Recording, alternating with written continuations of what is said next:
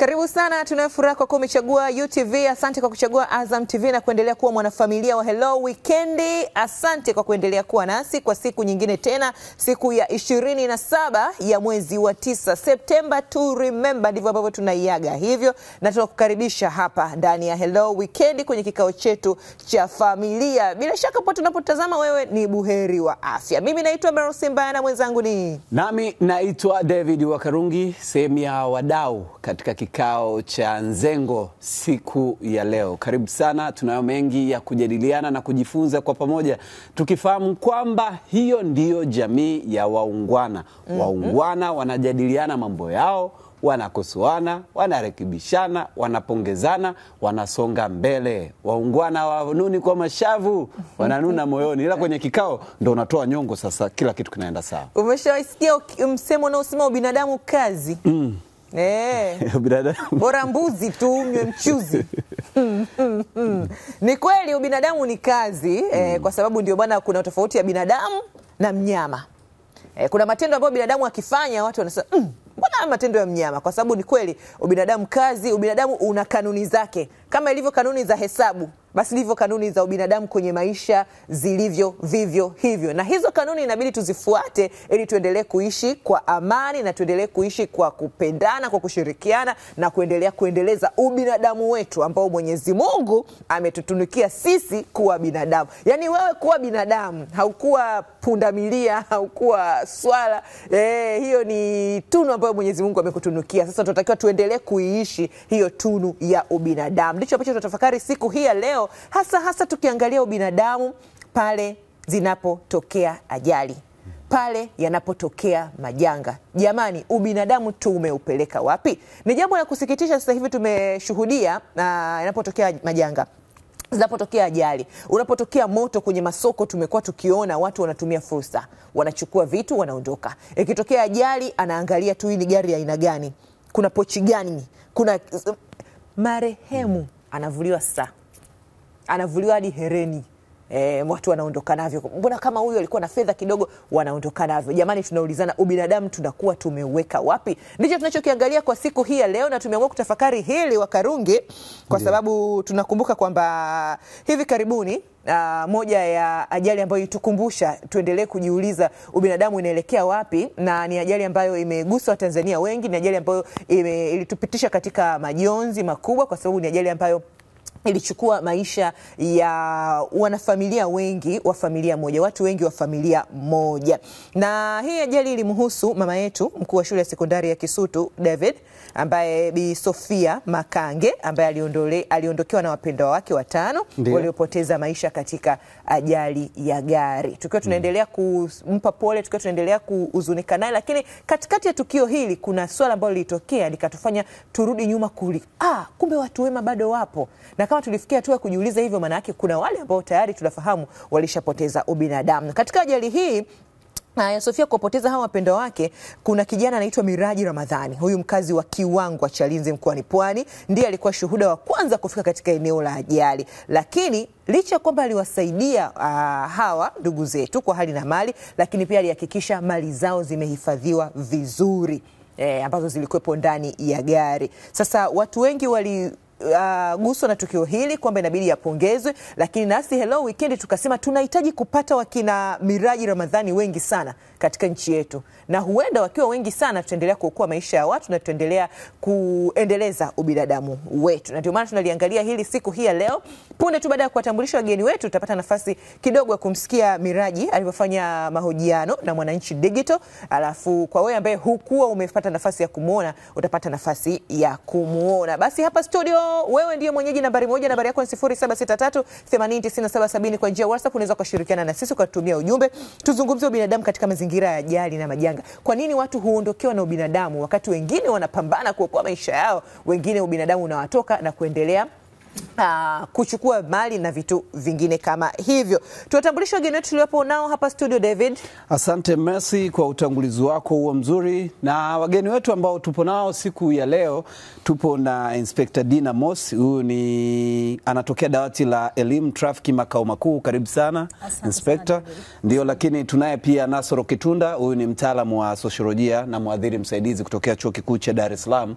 Tupo naye siku ya leo, lakini pamoja nasi tupo naye mrakibu msaidizi Jacob Chacha. Huyu ni kaimu kamanda wa zimamoto na uokoaji mkoa wa Kinondoni. Karibu sana. Asante sana. Tunafurahi kuwa nanyi. Ndio Messi, na kama ambavyo umeeleza hapo, tumeshaanza tayari mazungumzo yetu na tukiangalia swala la ubinadamu panapohusika ajali na majanga. Huyu kijana ndiye anayetuendeshea mjadala kwa siku ya leo, lakini tukiangalia kwa upana wake ajali nyinginezo na majanga mengineyo hapa nchini. Tupate kumwona kijana Miraji Ramadhan, afu tuendelee. Mazingira ya pale nimekuta watu wamekufa watatu, kama baba Joshua na binti mmoja. Kwa hiyo wakabaki mama, akabaki binti wa kazi yule ambaye sasa hivi ndio kwa Mloganzila, akabaki na binti fulani hivi mweupe katika pale katika zile picha, alafu akabaki yule brother mwenye miwani. Mama yule akaniomba, akaniambia, mwanangu, naomba nisaidie kwenye hili, tusaidie kwa sababu hatuna msaidizi hapa, tusaidie ili mradi tuweze kutusimamia kwenye hili. Mimi nikamkubalia kwenye hilo, nikamsaidia, nikamwambia mimi mbona niko tayari tena kwa muda mwingi, na kwenye hili mimi niko tayari kulibeba kama mimi. Sasa hiyo dakika mwishoni tukaanza kupakia wale ambao majeruhi kupeleka hospitalini. Tukaenda hospitalini lakini yule mmoja hakufika. Wakati mwingine angeitazama ni fursa sasa ya kupora na kuchukua kila kilichokuwa pale, lakini kwa upande wa Miraji Ramadhani akachagua ubinadamu kabisa. Akawasaidia, akaona ile sio fursa, ila anawajibika kama binadamu kutoa mchango wake wa hali na mali katika dharura ile ambayo hawajiwezi. Angeweza kuondoka na kila kilichokuwa pale, lakini yeye akachagua njia ya ubinadamu. Na hilo ndo linalotukumbusha kwamba kama jamii tukumbushane na tupongezane pale ambapo wenzetu wanafanya vyema. Kabisa. Na hapa alikuwa amefanyiwa mahojiano na Mwananchi Digital. Muda siku ilikuwa ni siku ya mazishi hii, na hata kabla ya hapo pia kuna baadhi ya vyombo vilivyofanya naye mahojiano, na akazungumza kwamba alimwambia mama kama mimi sina nia yoyote ya kwamba ninawaidia na nitawasaidia na nimekuja hapa kwa ajili ya kuwasaidia. Ni wangapi ambao huelekea maeneo ya matukio ya majanga na ajali kwa ajili ya kusaidia na kwa ajili ya kujinufaisha? Ndio maana tunazungumza hapa. Tumewaalika mafiga matatu muhimu. Kwanza kabisa ni usalama barabarani. Kwenye ajali za barabarani wao ndio huwa tunategemea ndio watu wa kwanza kabisa kufika kwa ajili ya kutoa pale msaada, kupima maeneo ya ajali yakitokea. Hawa ndio maana tumemwalika hapa Inspector Dina ambaye yeye atatusimulia hali ambavyo huwa inakuwa wanavyofika pale, wanakutana na vijana, badala ya kusaidia watu watoke kwenye gari, badala ya kusaidia nini, wanachukua vitu vyao. Atatuelezea hali inavyokuwa. Lakini kwa upande wake mrakibu Jacob Chacha, yeye atatusaidia kwa upande wa majanga mengine kama ya moto na majanga mengine ambayo zimamoto wanahusika. Atatusaidia kutueleza hali ambavyo huwa inakuwa na nini ambavyo huwa wanatamani wangefika pale, wangekuta binadamu tunafanya nini na wanakuta tunafanya nini. Kubwa zaidi ni kwake Nasoro. Nyie ndo wataalamu wa sosiolojia, tunategemea muitengeneze jamii yetu. Vipi jamani, mnakwama wapi? Mbona tusio na ubinadamu? Tunaona watu wasio na ubinadamu wanazidi kuwa wengi. Ajali ni fursa. Jibu atatupatia hapa Nasoro Kitunda. Tunaanza na nani? Tuanze na Kitunda atusaidie, kwa sababu mada yetu ina vitu vitatu: ubinadamu, lakini ajali na majanga. Polisi atatuambia kuhusiana na ajali hapa Inspector, lakini kamanda atatuambia kuhusu majanga. Lakini tuanze na ubinadamu. Katika mizania ya sosiolojia, ubinadamu mnauelezeaje ninyi? Asante sana. Nafikiri ni swali zuri. Dhana ya ubinadamu ina mambo mengi, lakini kwenye sosiolojia tunaangalia binadamu hasa katika utu wake. Na mtayarishaji wa mwanzo alizungumza hapa kwamba kuna tofauti kati ya binadamu na mnyama. Binadamu ana vipawa tofauti, tunaita human potential, ambazo utashi, anafanya kitu kabla ya kutenda anafikiri, ambao ni tofauti na mnyama, ni mbunifu. Kwa mfano ukimwangalia nyuki, nyuki kila siku atengeneza asali, lakini ni asali ile ile tu, haina ubunifu ile asali. Lakini ukija binadamu, unaona simu zinabadilika kila siku, magari yanabadilika kwa kila aina kila siku. Kwa binadamu ni tofauti na mnyama, na ubinadamu tunampima binadamu katika utu wake. Na hata nikikumbuka Mwalimu Nyerere aliwahi kuandika insha 3 za kifalsafa.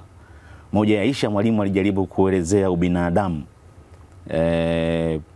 na yeye alikuwa na upimo binadamu kama binadamu wote ni sawa katika ubinadamu wao. Na anapozungumzia ubinadamu wote ni sawa katika ubinadamu wao, ni haupimwi kwa viwango vya vipato ambao watu hawanao, haupimwi kwa urefu au mfupi wa hawa watu, au unene au wembamba, weusi au weupe. Lakini Juma na Asha hawawezi kuwa tofauti katika ubinadamu wao, kwa sababu wote ni binadamu na wana utu sawa na wana utashi uliokuwa sawa hasa katika binadamu wao. Kwa hiyo kuna visifa tu ambavyo vinaweza vikajitokeza, kama unavyoona maji, ndio Mwalimu alikuwa anaelezea, kama unavyoona maji yanaweza kaya vuguvugu au ya baridi, lakini hayabadilishi kwamba yale kuwa maji ya moto au ya baridi, hayabadilishi kuwa maji. Ndio binadamu ulivyo. Kwa hiyo katika muktadha wa kijamii, tunaupima binadamu hasa katika utu ambao binadamu hawa nao, ambao ni tofauti na wanyama. Binadamu anafikiri, na amezungumzia hapa binadamu anakuwa amejengea taratibu za kuishi hasa katika jamii hizo, kanuni na taratibu. Ndio maana sasa hivi tunachangaa kwamba mtu akifanya kitu ambacho kinaenda utaratibu wa binadamu ambao amejipangia, tunakuwa tunachangaa katika utaratibu ule. Kwa hiyo binadamu ambaye ni tofauti na mnyama, kama nilivyosema, anaishi kwa kanuni na taratibu ambazo amezijengea, na kanuni hizo ndizo zinampelekea binadamu huyu kuendea vitu vinavyofuata. Na hii mfano mwingine unaweza kusema tofauti na wanyama, mfano kuku yeye akihitaji mahusiano anakimbiza tu, si ndio? Lakini binadamu kuna taratibu ya kufikia mahusiano. Kuna uchumba, kuna ndoa, lazima ufikie taratibu. Huo ndio binadamu katika taratibu zake. Kwa katika muktadha huu katika binadamu, katika muktadha wa binadamu naweza nikajibu hasa katika muktadha huo, lakini kuushanisha sasa na hichi kinachotokea hasa katika ajali, na kwa nini watu sasa waonyeshi huo binadamu ambao nauzungumzia hapa, katika kwanza kuokoa ubinadamu wa mtu, utu wa mtu, maisha ya mtu kwanza, na kuto kuiba vile vitu ambavyo haviendani hasa na binadamu huyo mtu, kwa sababu kumwokoa mtu ndio jambo muhimu zaidi katika binadamu. Kwa hiyo mimi nachoweza kusema tu kwamba katika moda yetu sasa ni kwamba kuna sababu mbalimbali ambazo hizi tunaziona. Wakina Miraji hawa ni wachache hasa katika walio wengi. Tuna matukio mengi ambayo tumeona. Kulikuwa na tukio la Morogoro lile, gari la mafuta limemwagika, watu wanakimbilia mafuta, si ndio bwana? Badala ya kuweka mazingira pale ya kuokoa na kuweza kuweka usalama mzuri, lakini watu wanakimbilia mafuta. Kwa hii inatuonyesha kwamba hii jamii yetu, kwa sababu ili utizame watu wanafanya nini katika jamii yao, lazima utizame jamii hiyo ambao watu wanaishi. Jamii yetu imejenga kiasi gani hawa watu kuwa na huo binadamu, kwa sababu pia huo utu ambao unaozungumzia, ubinadamu unaozungumzia, mtu tu azaliwi nao, unajengwa na jamii. Kwa hiyo ukiona watu wanakimbilia vitu, wanakimbilia mali katika hizi ajali, hiyo inatupa alama kwamba jamii tulokuwa nayo bado haijafanya vya kutosha katika kujenga. Ni kama installation, unanunua simu, zile apps, program tumizi, una install. Unabidi sasa uinstall, akizaliwa lazima zikute zile program hizo programs zinabidi ziingie kwa huyo mtu. Sasa ndio maana sasa haya ni matokeo tunayoona sasa, kwamba mtu anaiba, anathamini vitu, simu, mali, kuiba mafuta, au kuiba mikate kama gari ya mikate limeanguka. Haya ni matokeo. Lakini muhimu lazima tutizame jamii yenyewe ipo kiasi gani na imejiandaa kiasi gani kwa jenga watu. Tuendelee kuangalia jamii yetu katika sosiolojia hapo.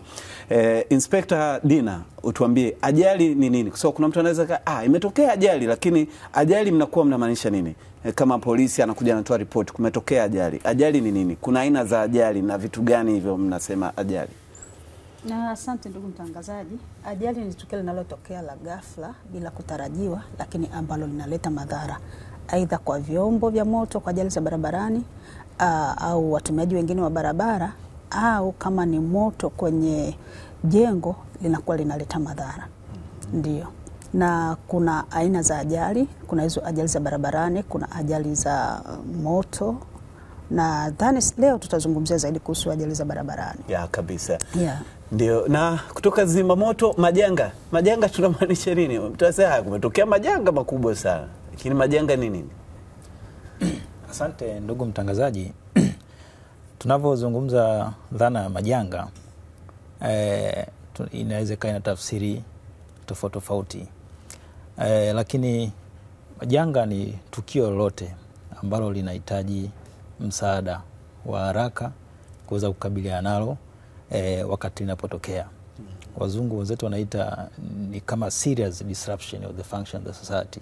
Ikitokea kuna disruption ya societies, function ya societies, tunaitem kama ni janga, ambapo sasa litahitaji msaada kwa ajili ya kuweza kulihudhuria, kuweza kuokoa maisha ya watu na mali zao. Sasa sisi kama Jeshi la Zimamoto na Uokoaji kupitia sheria yetu ya mwaka 2007 inatupa wajibu kuhakikisha tunahudhuria kwenye matukio yoyote ya ajali au majanga yanayotokea katika maeneo yetu ili kuweza kwenda kuokoa maisha ya watu na mali zao. Kwa hiyo tunapofika katika mazingira kama hayo, kitu kikubwa cha kwanza cha msingi cha kukifanya ni ubinadamu. Ndio tunaoingia, dhana ya ubinadamu inaingia hapa, dhana ya utu. Tunapaswa kufanya jitihada zozote zile zinazotakiwa kuhakikisha kwamba tunaokoa maisha ya mwanadamu ama wanadamu au watu waliokuwa katika lile eneo. Baada ya kufanya shughuli za uokoaji, ndipo tunakuja katika dhana nyingine sasa ya pili ya kuokoa mali na vitu vilivyopo katika lile eneo. Kwa hiyo first priorities ya kuhakikisha kwamba tunaifanya katika ile eneo la tukio ni kumuokoa mwanadamu. Kwa hiyo hiyo sasa ndio dhana ya ubinadamu inapoingia katika eneo hilo, kwa sababu tunatambua maisha ya mtu hayana mbadala. Yaani hakuna replacement ya maisha ya mwanadamu.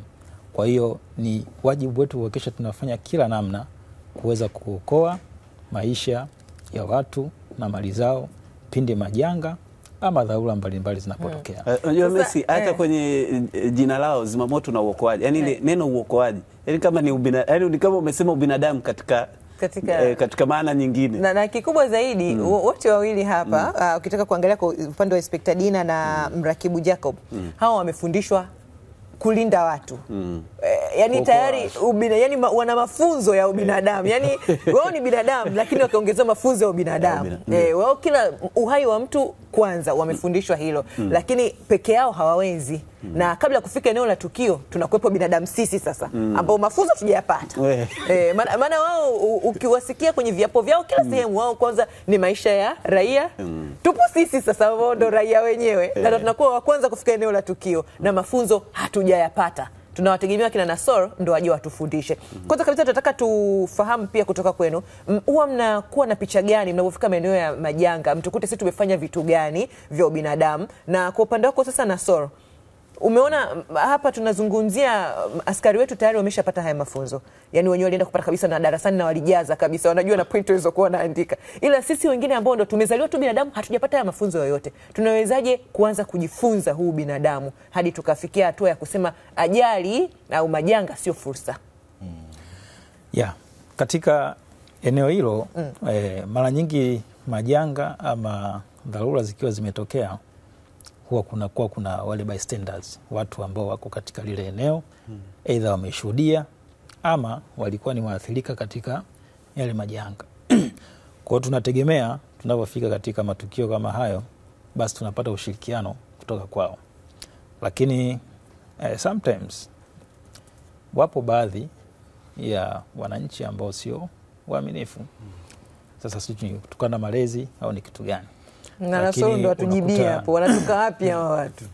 Wapo baadhi ya wananchi ambao ikitokea changamoto za majanga, wenyewe wanajiengage kwenye masuala ya wizi wa kuiba zile mali, lakini mtu unakuta yuko pale anahitaji msaada, anatokea mtu ambaye sio mwaminifu, anaanza kumsachi kwenye pochi yake na vitu kama hivyo. Kwa tuna hizo changamoto, baadhi sio kwa ukubwa wake. Baadhi ya wananchi ambao sio waaminifu wanajiengage katika matukio yale sio ya kibinadamu. Lakini kwenye majanga ya moto pia unakuta sometimes kifika kwenye tukio watu wanachukua, sasa hivi tuna kizazi cha digitali, mtu anachukua simu yake anaanza kurekodi badala ya kuanza kusaidia kuhakikisha kwamba tunaokoaje wale wananchi ambao wamepata madhara. Unakuta mtu anarekodi, anarusha au anatuma na vitu kama hivyo, yeye amejiengage huko zaidi. Sasa sisi tunaendelea kusisitiza, endapo kama matukio kama yanatokea ya ajali ama majanga yoyote, basi tuhakikishe kwamba wananchi wanakuwa mstari wa mbele kushirikiana na vyombo vinavyofika katika lile eneo la tukio, kuweza kushirikiana nao kuokoa, kwa sababu tunaamini inawezekana ukaenda sehemu wewe kama askari ama mtu wa kurespond tukio usiwe familia na yale mazingira, lakini tunategemea kupata ushirikiano mkubwa kwa wananchi ambao wanaishi mazingira hayo. Wao wanakuwa kwa familia na ile eneo. Kama ni issue ya moto, watakwambia maji yanapatikana wapi katika ile eneo. Kuna watu wengine wana maji katika nyumba zao, wana visima vya maji, basi watakwambia bwana na maji ambayo naweza yakawasaidia, mnaweza mkachukua. Yani ndo binadamu sasa unakuanza. Lakini sasa hapo, katika mazingira halisi na halisia, ninyi mnavyokuwa mnafanya kazi, mna uzoefu kiasi gani na hulka za kibinadamu kwa wananchi? Yani mkienda, yani mnakuwa mnaona, yani ukipima hadi unajiuliza tumefika huku au kumbe bado tuko huku, au hali iko hivi. Yani hali ikoje kwa uhalisia? Kwa uhalisia hali sio mbaya sana, kwa sababu hawa kina Miraji ambao tumewaona, tunawashuhudia hapa, wako wengi tu mtaani. Lakini wapo baadhi wachache kuna watu wachache sana ambao inawezekana pia wameathirika kutokana na malezi waliokuwa wamelelewa ama kupata platform za kuweza kulelewa katika mazingira ya kibinadamu vizuri. Kwa unakuta sasa wao wanatanguliza umimi zaidi tofauti na ule utu. Kwa ni baadhi ya wananchi. Tunaambia kuna simu hapa ya mtazamaji. Habari za wakati huu, karibu sana.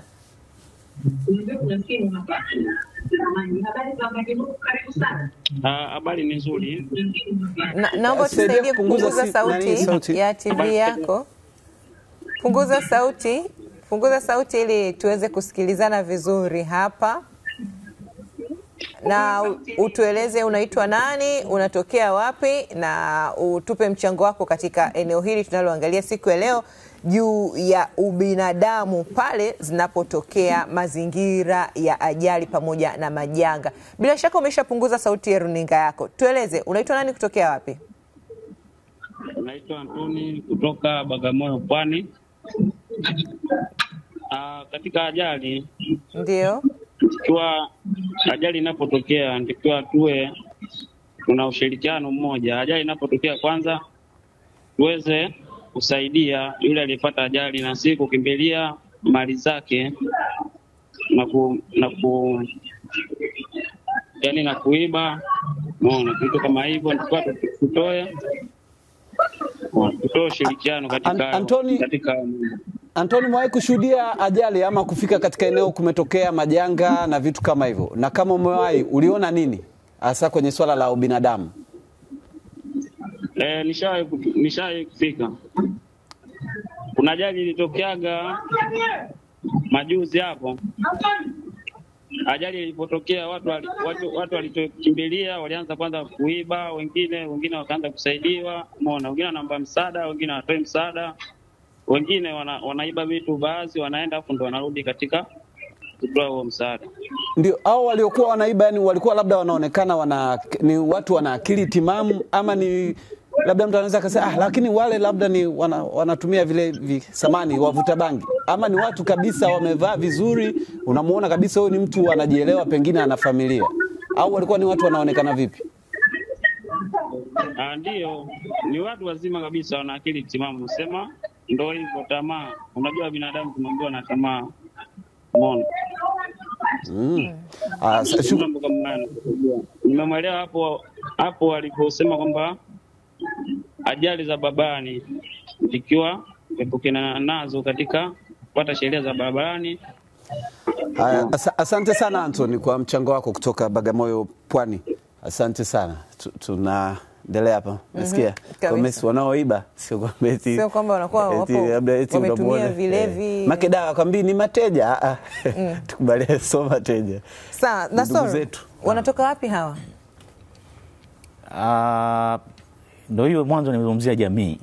Na ziko sababu mbalimbali ambazo zimetupelekea huku.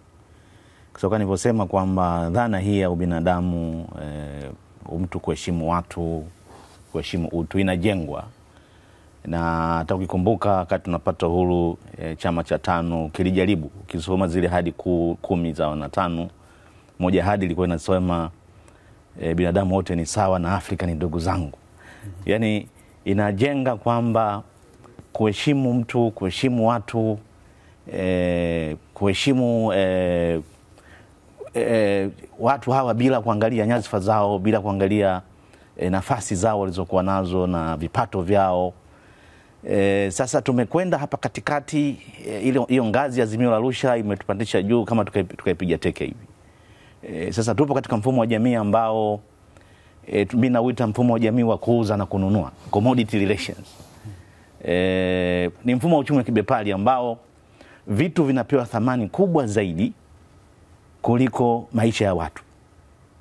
Mtu anataka kulipa bili ya umeme, maisha tulikuwa nayo, tunanunua umeme, tunauza afya, tunauza elimu, utaka nyanya sokoni inabidi ukanunue. Kwa hiyo inabadilisha maisha, tabia za watu kuendeshwa zaidi na hiyo jamii ya kuuza kidunia, jamii ya kibiashara tunaweza kusema, ya kuuza na kununua, ambayo sasa inapelekea watu kuvipa thamani vitu zaidi kuliko watu. Nitakupa mfano mmoja. Kibinadamu kabisa, mtu kula ni haki ya msingi ya binadamu, kula chakula. Na tunajua kote kwamba mtu asipokula chakula maisha yake yanaweza akawa hata matatani.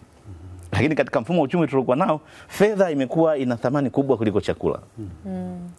Na sheria zetu na mifumo yetu imeifanya fedha kuwa na thamani zaidi. Kwa unaweza kuona chakula kwenye shelf pale.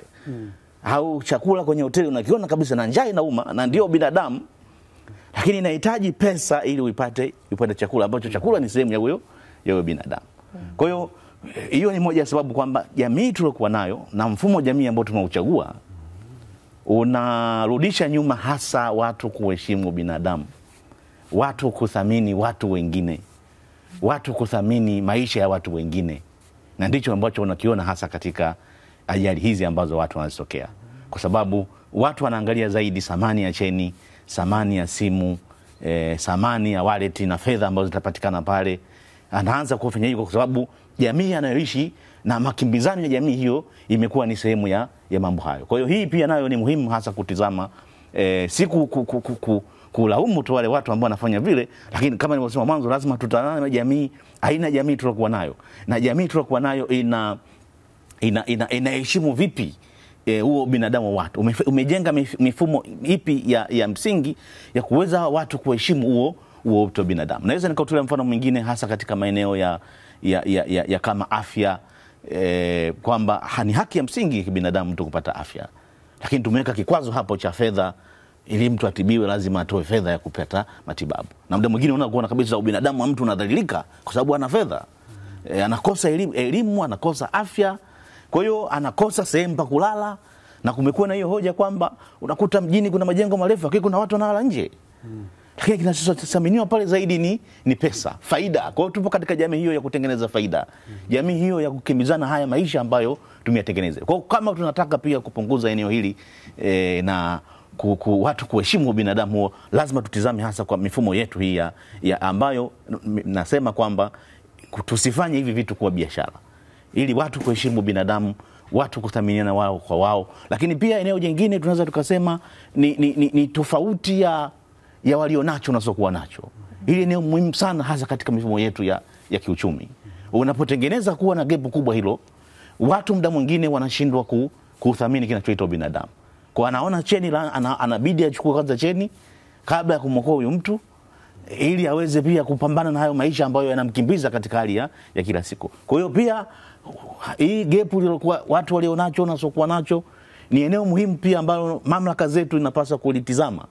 Namna gani tunaweza tukapunguza hiyo gepu ili watu hawa wasiwe na cha kupoteza, kwa sababu ziko hoja zinazungumzwa kwamba binadamu kabla hajafanya kitu chochote lazima ajijengee mazingira kupata mahitaji yake.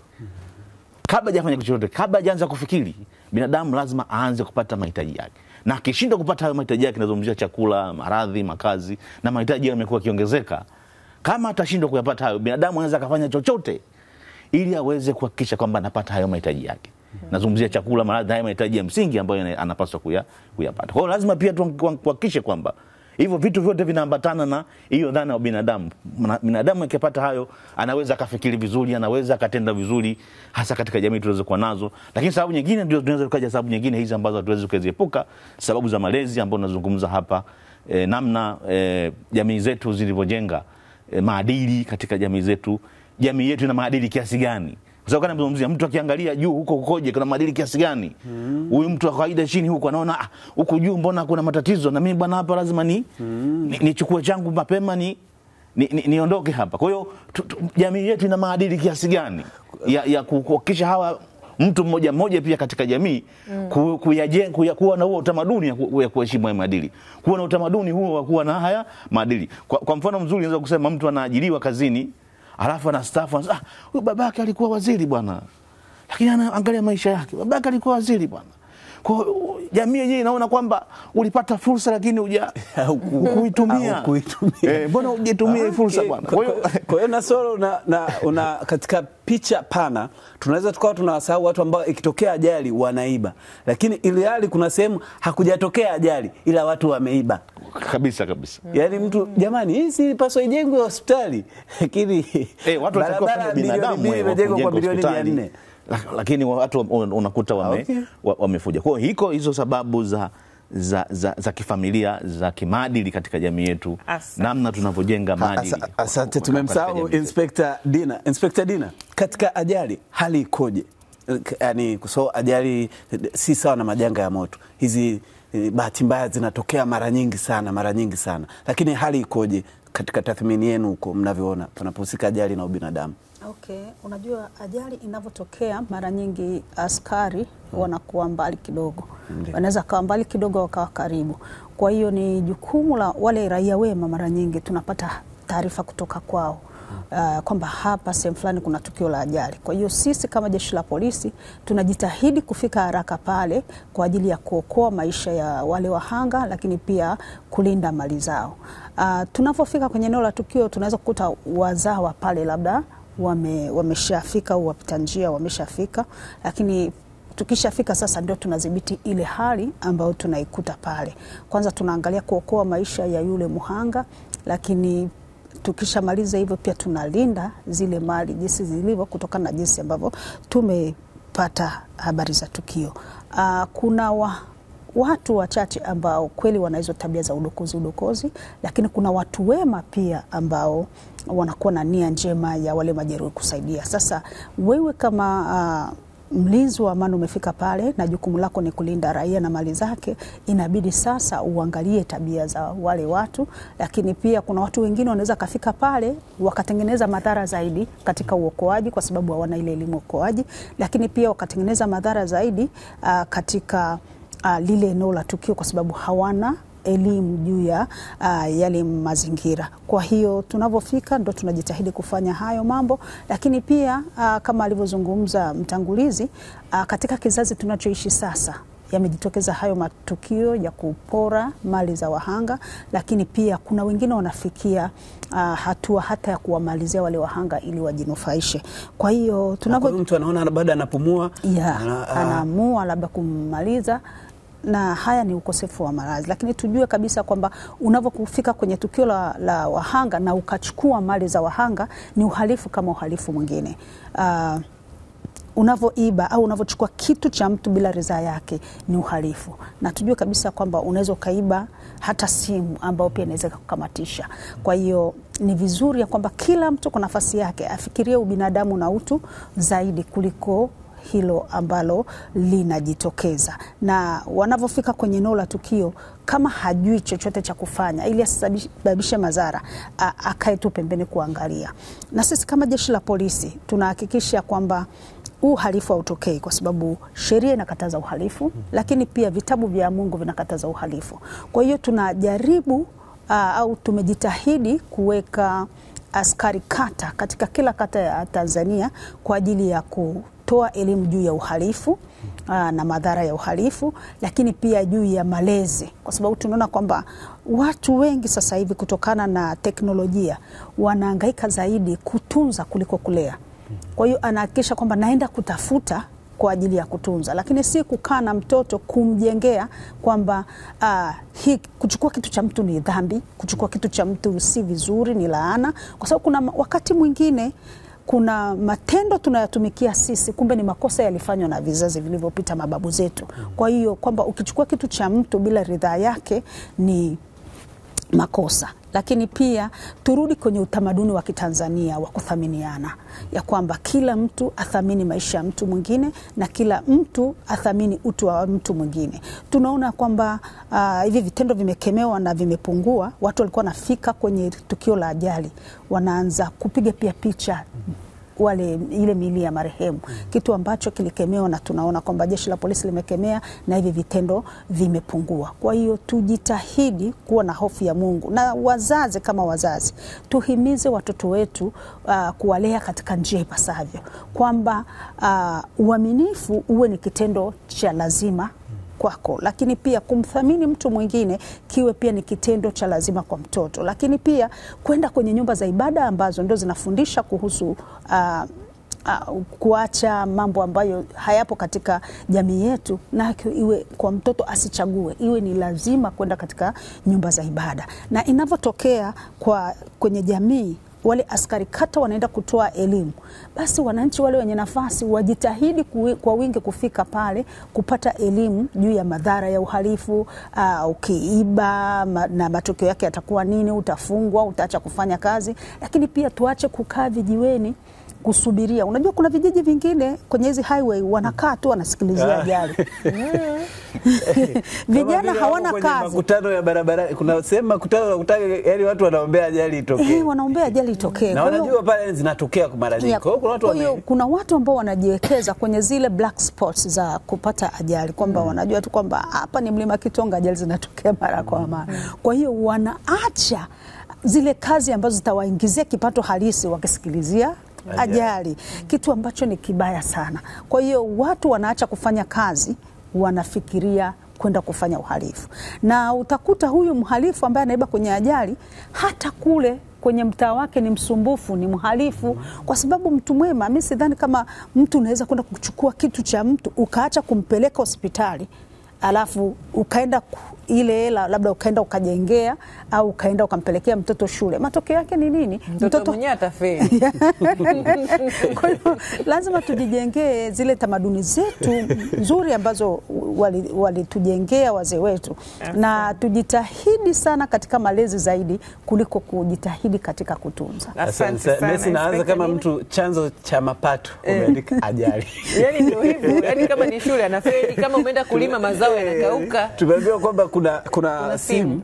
Kuna simu hapa. Tuambie unaitwa nani na karibu sana tukusikie maoni yako. Asante sana. Naitwa Teddy Sebastian, niko Mwanza. Ndio, tusaidie kunyanyuka ili tukuone vizuri na ukae kwenye mwanga. Tunaona kidogo kuna changamoto hapo, tutarejea kwako ukirekebishwa hapo. Ndio, turudi kwa kamanda hapo. Ndio, kamanda. Kamanda, tueleweshe hapo katika swala zima la ubinadamu, tuna stiki hapo. Ni kitu gani ambacho wewe binafsi unakikumbuka ulienda pengine katika eneo kusaidia, kuokoa na vitu kama hivyo, yaani ukaona kitendo ukasema safi sana huu binadamu, pengine yani wewe hata ukukifikiria hiki kitu, ama mtu ama mwenzako alienda akaja akasimulia ofisini? Ni tukio gani hilo? Asante sana mtangazaji. Mara nyingi tukienda kwenye matukio, na nakumbuka baadhi ya matukio ambayo tumekuwa tukiya atendi, wapo watu ambao na binadamu wamekuwa kwa karibu sana wakishirikiana na jeshi la zimamoto na uokoaji kuweza kuhakikisha tunaokoa maisha ya wanadamu. Lakini kama hiyo haitoshi, wewe mwenyewe utakuwa ni shahidi. Hivi karibuni ilivyotokea ajali ya ndege kule Bukoba, kuna kijana alikuwa anaitwa Majaliwa, alifanya tendo la kibinadamu kwenda kuhakikisha kwamba anapambana na kuokoa maisha ya watu waliokupo ndani ya ile ndege. Kwa of course tayari yule tunaona ni mtu ambaye katika jamii ana ubinadamu ndani yake, ambaye amewakilisha wananchi walio wengi. Lakini kama hiyo haitoshi, katika matukio ambayo tunayatendi ya moto na ya maokozi kwenye ajali za barabarani, wapo wananchi mbalimbali wamekuwa wakitupa ushirikiano mkubwa sana wa kutupatia wao wenyewe kwanza kutoa nguvu kazi yao, kwa sababu mnapoenda kwenye tukio inawezekana pia tukio likawa ni kubwa, linahitaji kuwa na nguvu kazi ya kutosha. Kwa hiyo inabidi sasa kutumia utaalamu mliokuwa nao mkawaorganize pia wale wananchi kuweza kushirikiana nao. Kwa wapo wastahili kama hiyo. Lakini kama hiyo haitoshi, kuna wananchi wengine ambao tukienda kuatendi matukio ya ajali za kwenye maji, wao wana utaalamu mkubwa sana kwenye shughuli za maji. Wanajiita mabaharia na vitu kama hivyo. Wana uwezo wa kuogelea, wana uwezo wa kudaivu, kwenda kule chini na vitu kama hivyo. Kwa kwenye matukio kama haya ambapo inapotokea ajali za kwenye maji, huwa tunaita ile local problem, tunapenda kutumia and local solution for local problem, and local problem for local solution. Tunapenda sana kutumia wale wahusika wenyewe, kwa sababu wanafahamu yale mazingira kwa kiasi kikubwa kuweza kuokoa maisha ya watu na mali zao, lakini pia wanafahamu mazingira jinsi yalivyo. Local expertise. Kwa timis kwamba badala ya kutumia utaalamu mkubwa uanze kudeploy utaalamu wako, unakuta kumbe unatumia effort ndogo sana kuweza kuokoa maisha ya watu na mali zao. Ongea na watu. Kwa of course ukiongea na watu ndio utaishi vizuri. Kwa tunatumia hiyo teknolojia, tunatumia hiyo pia approach ya kutumia wale watu ambao wako katika mazingira kuweza kushirikiana nao. Kwa tunachokiengage pale tu ni utaalamu. Mna organize, mnatumia utaalamu, alafu then unajikuta dakika mwisho mna operate tukio na mnamaliza, mnafanya shughuli za uokoaji vizuri. Kwa of course tunawashukuru sana wananchi ambao wamekuwa kwa karibu sana na hivi vyombo vyetu kipindi cha matukio ambayo yanayotokea. Lakini tukio lingine hivi karibuni kulitokea ajali ya moto tu hapo maeneo ya Ubungo hapo. Ilikuwa ni garage inaungua na kulikuwa kuna vitu mbalimbali. Lakini pia kuna watu walikuwa wanapaki pikipiki zao, wanapaki bajaji katika ile garage. Ilikuwa ni usiku. Sasa wakati wa ile dharura kutokea, wapo wananchi mbalimbali waliweza kufika katika ile tukio kuweza kuokoa zile mali zisiweze kufanyaje kuungua. Asilimia kubwa ya mali ziliokolewa. Wakati zinaokolewa zilikuwa zinakwenda kuhifadhiwa kwenye eneo lingine ambalo ni salama.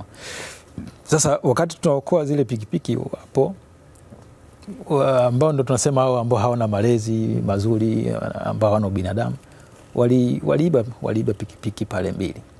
Kwa hiyo unaona kabisa hivi vitukio vipo kwa baadhi ya wananchi ambao sio waaminifu na wana malezi mazuri, wanajiengage katika wizi. Lakini kwa asilimia kubwa tunapata ushirikiano wa kutosha sana kutoka kwa wananchi kipindi hicho. Lakini pia unaona wakati tunakwenda kwenye matukio pia ya moto ama ya maokozi, inapaswa vyombo vinavyokwenda kwenye matukio, kwa maana magari vile, vyombo vya dharura, wananchi wapishe barabara ili ukisikia ambulance, ukisikia kuna gari ya zimamoto inapita, ukisikia gari yote ya dharura inakuja, wananchi wanapaswa kupisha barabara na kwenda kumwahi mtu, kwa sababu muda huo kuna uhai wa mwanadamu ambao tunauwahi kwenda kuokoa. Kwa hiyo tendo sasa la kibinadamu linatakiwa pia nao liingie hapo kwa watu ambao wanatumia barabara zetu, kuhakikisha ukisikia tu ving'ora basi wanakaa pembeni. Sasa wapo baadhi nao pia ya watu hao ambao tunatumia hizo barabara zetu, wakisikia ving'ora sema yani wanahisi kama ni usumbufu, au wanahisi kama yeye ana haki ya kuwahi kufika yeye kabla ya. Sasa mimi tu nitumie tena nafasi hii kuendelea kuwahamasisha wananchi, kwa wale baadhi ambao hawapo katika huo mrengo wa kibinadamu, wakisikia ving'ora basi wahakikishe kuna uhai wa mtu unawahiwa huko, waupishe barabara ili vile vyombo viweze kufika na kuweza kuhakikisha kwamba tunawawahi hawa watu ambao dakika moja inaweza ikamuokoa mtu maisha yake. Kwa hiyo ukipoteza dakika moja unapoteza uhai. Asante sana. Muda wetu nao sio rafiki, naomba nisome ujumbe, na ujumbe nitakaomalizia bila shaka Inspector Dina anaweza akatusaidia. Kuna mtu ametoa ni kama swali hapo, anaweza akatusaidia kujibu.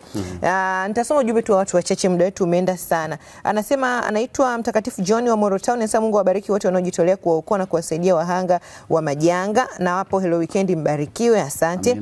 Anasema mimi okay. Huyu anasema kwenye majanga utu umekuwa dhahabu. Kwa sasa watu wengi tumekuwa tukitumia majanga kama fursa na sio adha ya kupeana msaada. Anasema ajali inatokea mfano ya gari 80% wataangalia mali na sio kuwasaidia watu. Maoni yangu sisi wote akiambiwa kwa mfano sisi tukiambiwa tupewe bilioni 2 au kupoteza uhai, tutachagua nini? Bilioni 2 tutaiacha. Hivyo basi utafahamu kwamba utu una thamani. Asante. Anaitwa Hendrix kutoka Dodoma, anasema mimi naona watu wameondokewa na ubinadamu wakati wa majanga kwa sababu tamaa tu na hali ngumu za maisha. Tunashukuru sana. Haya, nisome ujumbe ambao nahisi atatusaidia Inspector Dina kutujibu. Anasema nilikuta kuna ajali Wami pale nikiwa natokea Arusha, nikabeba majeruhi na kuwapeleka hospitali ya jeshi pale Wami juu. Ilikuwa ni saa 2 usiku, lakini baada ya kuwakabidhi pale nilikatazwa nisiondoke. Nilikaa hadi saa 7 usiku ndo akaniruhusu kuondoka. Kikubwa ilikuwa ni mpaka wapate taarifa ya kipolisi ambayo ilikuwa inasubiriwa. Kwa hiyo sikutakiwa kuondoka kabla ya hizo taarifa. Sasa hivi vinakatisha tamaa watu kutoa misaada inapotokea, kwa sababu unakuwa umepoteza muda wako mwingi zaidi. Na hii sio tu kwa hao wa mikoani, hata hapa huku mijini mtu akikuta ajali anajua nikisha mbeba tu huyu majeruhi msala wangu, wanatumia hilo neno msala. Inspector Dina, mnasaidiaje katika hili ili kwenye ubinadamu asianze kuwajibika tena? Siwezi kufanya ubinadamu huu ni msala. Yani anakuta sasa mtu ajali anahangaika, anatamani kumsaidia. Alivyosema hapa mrakibu, dakika moja inasaidia, lakini anasema huu ni msala. Ni sahihi kabisa. Ni unajua kwenye ajali mfano hivi za watu wachache unakuta saa nyingine mtu anagonga, yeye anaonyesha pale mbele za watu kwamba anatoa msaada wa kuwapeleka wale watu hospitali, alafu akifika anawatelekeza. Kwa hiyo ndio maana wanataka wapate taarifa kwamba je, sio ulifanya hiki kitendo. Lakini kwa uweledi tu unaweza kujua kabisa kwamba sio huyu aliyegonga, kwa sababu kutakuwa hakuna structure yoyote. So lazima kigonga mtu lazima kuna uharibifu unaotokea. Kwa hiyo unachukua tu taarifa zake na namba zake za simu, basi unamruhusu anaendelea. Kwa hiyo sasa kutoka saa 2 hadi saa 7. Na sijui alikwama kwenye hospitali anasema walihitaji taarifa za kipolisi. Unajua pia hospitali hawapokei majeruhi bila nini ile fomu taarifa za kipolisi. Huo ni utaratibu ambao wanakuwa wamejiwekea. Lakini ndio tunahimiza kama hivyo anatakiwa sasa awe na namba za simu kwa polisi, atoe taarifa polisi ili polisi wafike haraka kwenye lile tukio na aweze kuriziliziwa. Lakini ni vizuri kila mtu awe na namba zetu za simu ambazo naomba nizitaje kabla hatujasahau, ambazo zinasaidia sana ili usipoteze muda na pia yani usiendelee kukawia pale. 0658 0658 44 44 99. Ya hiyo ni ya Tigo. Ndiyo. Lakini tuna ya Airtel ambayo ni 0682 88 77 22. Unatoa ukielezea kwamba ni tukio gani na ni mahali gani, yani unatoa ile sehemu ambayo ni ipo ili askari wa maeneo yale waweze kuwa karibu kufika. Tunaona kwamba sasa hivi jeshi la polisi tumejaribu kwamba kila mahali tunaweka muonekano wa askari ili waweze kutoa huduma kwa haraka. Kwa hiyo ni kutokuelewa tu labda kwa yule ambaye alimpokea kwa utashi wake, ndio maana alimzuia kwa masaa yote hayo. Lakini hata wale hospitali wanatakiwa uwe na namba zetu, uwe na namba za sehemu ambayo unafanyia. Unajua katika maisha ya kawaida unatakiwa uwe na namba za zimamoto, uwe na namba za kituo cha afya, uwe na namba pia za polisi ambazo zitakusaidia. Yani iwe ni chaguo la kila mtu kuwa na hizo namba. Ili kitokea kitu kama hicho unapiga kwa sehemu husika. Kwa sababu hata ajali ya watu wengi inayohusisha watu wengi labda basi, unatakiwa upige kwa watu wa afya, upige kwa watu wa zimamoto, lakini upige na polisi. Kwa hiyo upige polisi kwanza, wakiwa wanakuja uendelee kupiga huko kwingine, ili kwamba haya majanga yaweze kuwa kidogo yanapungua kuliko kuendelea kuwa makubwa. Asante. Ndio tunavyohitimisha, muda nao sio rafiki, japo topic ni ya muhimu sana.